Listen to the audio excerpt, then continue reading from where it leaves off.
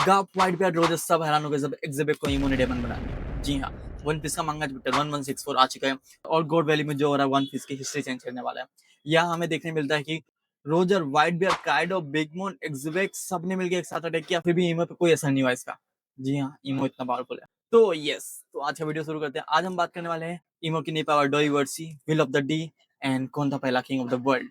तो चैप्टर की शुरुआत करते सबने मिलकर एक साथ इमो पे अटैक किया, फिर भी इमो पे कुछ असर नहीं हुआ। इमो ने एग्जिबिट पे डोईवर्सी यूज किया, जिससे एग्जिबिट धीरे धीरे डेमन बन रहा है, पर वो हार नहीं माना। हम देख सकते हैं वो अपना कॉन्करर हाकी यूज कर रहा है, फिर भी वो धीरे धीरे उसका कंट्रोल खो ही रहा है। तो अगर पूछे डोईवर्सी क्या है, डोईवर्सी सामने वाले को यूजर का पपेट बना देती है। तो अगर एग्जिबिट उस पर कंट्रोल खो देता है तो वो वही करेगा जो इमो से कहेगा। तो इस तरीके से डोईवर्सी काम करता है और इसको रोकने के लिए वो अपनी कॉन्करर हाकी भी यूज कर रहा है, पर वो फेल हो रहा है। इससे हमें मालूम पड़ता है इमो का आखिरी मकसद क्या है। वो क्रिएट करना चाहता है moves world, absolute dominion on the earth. हमें देखने मिलता है कि एग्जिबिट इमो को रोकने आया था, पर इमो पता है उसे क्या बोलता है? तो मेरे लिए सिर्फ कार्ड है जो मेरे 800 प्लान के बीच में आया है बस। वो कहता है कि David D Jones was the first king of the world. क्या इसका मतलब डेविस फैमिली ने एशियन किंगडम पे राज किया? पर इसका नाम सुनते ही इमो थोड़ा गुस्से में आ जाता है। वो उसे किंग नहीं मानता, बोलता है ही वाज नॉट किंग। इमो के लिए किंग का मतलब है कि सब पे रूल करना, और एग्जिबिट के लिए किंग का मतलब है freedom, just like pirates. Asian time पे जोइबो एक लिबरेटर था, वो लोगों की मदद करता था जस्ट लाइक लूफी, वो स्लेव्स की मदद करता था। पर जो स्लेव ओनिंग फैमिली थी, जैसे डोंकी होता है ऐसे अलग अलग प्लैनेट्स थी, वो इसके खिलाफ होने लगे। और इसी का फायदा देख के इमो ने सबको चढ़ाया और सबको जोइबो के खिलाफ कर दिया। जोइबो वहां अकेला पड़ गया और जोइबो वो बैटल हार गया क्योंकि डेविड डी जोन्स वहां नहीं था।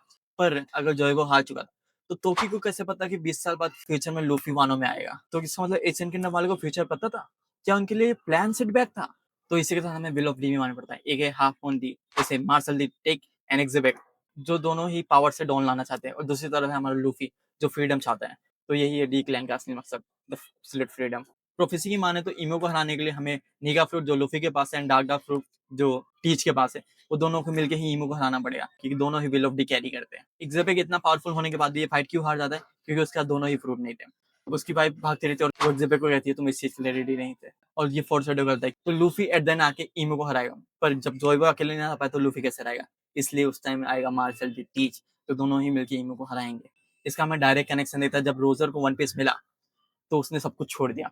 उसने सीधा आके खुद को सरेंडर कर दिया और सब कुछ प्रोफेसी के हाथों में छोड़ दिया, क्योंकि उसे सब पता चल चुका था। वापस back to the chapter. Exhibit demon बन चुका है, एग्जिबिट अपना बिल हार चुका है, वो डेमन बन चुका है। डेमन बनते ही अब सबसे पहले अपने क्रूमेट पर अटैक करता है। वो काइडो को एक पंच मार के दीवार पर अटका देते हैं, पर जब वो व्हाइट बियर पे अटैक करता है, व्हाइट बियर उसे अपने पैर हैंड से रोक देता है। Full goosebump moment.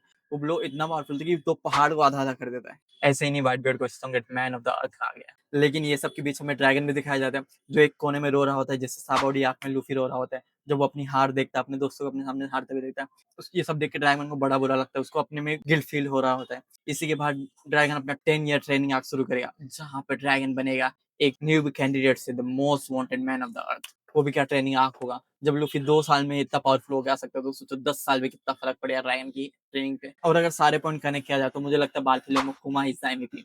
पता है क्यों? क्योंकि साबोडी आर्क में उसने ही लूफी को ट्रेनिंग करने भेजा, जिससे उसे खुद की पावर मालूम पड़े, वो ट्रेन हो गया। और गॉड वैली में टीचर ने उसकी मदर को एग्जिबिट डेमन से बचाया। जब एग्जिबिट अटैक करा तो कुमा ने खुद के ऊपर लिया उसको अटैक। तो कुमा के बिना तो डॉन ऑफ द नीका कभी आता ही नहीं। कुमा ने असली पाथ सेट किया है दोनों के लिए। क्लाइमेक्स अब यहाँ पे सब वैली छोड़ के भाग रहे, सेलिस्ट ड्रैगन उधर से भाग रहे, मरीन इधर से भाग रहे, रोजर क्रू अपना सोना लेके भाग रहे, सब कुछ हो रहा है। इसी बीच एग्जिबिट का सामना होता है गाप एंड रोजर से, जहाँ धीरे धीरे एग्जिबिट अपने कंट्रोल में आता है। उनसे वो रिक्वेस्ट करता है, वो रोते रोते कहता है प्लीज मुझे मार, क्योंकि वो एक वॉरियर की मौत मरना चाहता है, किसी का पपेट बने नहीं। इसी के साथ ये चैप्टर खत्म होता है। नेक्स्ट चैप्टर में हमें एग्जिबिट वर्सेस रोज एंड गोल्डर दिखाया जाएगा। एट द एंड एग्जिबिट हार जाएगा, कि हमें कहानी ये बताई गई है कि एग्जिबिट हार जाता है, पर असली राज ये है कि एग्जिबिट जानबूझ के खुद की कुर्बानी देता है। तो कैसा लगा आपको चैप्टर? प्लीज लाइक करो एंड सब्सक्राइब करो, क्योंकि मैं ऐसे और भी चैप्टर कवर करूंगा, और भी मांगा कवर करने वाला हूँ, और एनिमेस भी कवर करने वाला हूँ। ये मेरे चैनल का दूसरा वीडियो है, मैं फुल ट्राई कर रहा हूँ जल्दी जल्दी सारे वीडियो लाया करूँ। मिलते हैं अगली वीडियो में, तब तक के लिए बाय बाय।